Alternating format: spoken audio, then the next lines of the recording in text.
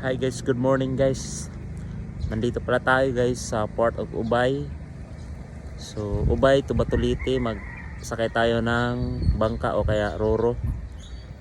So quarter to 7 ngayon guys. So ngayon magantay tayo ng desisyon ng Coast Guard kasi may bagyo pa daw. So dito ngayon hindi na masyadong mahangin at maulan. Wala na, halos wala na. Pero hindi natin alam sa dagat kung malakas yung alon. So yung ticketing pala dito ay alas 8. So magantay tayo ng alas 8. Masyado lang din ako maaga ngayon. Nagahan ko talaga baka may biyahe alas 6 o alas 7. Pero alas 8 pa yung ticketing, wala pa yung office nila. Close pa. So I hope guys na makatawid tayo ng Leyte. Kasi ubos na yung leave ko.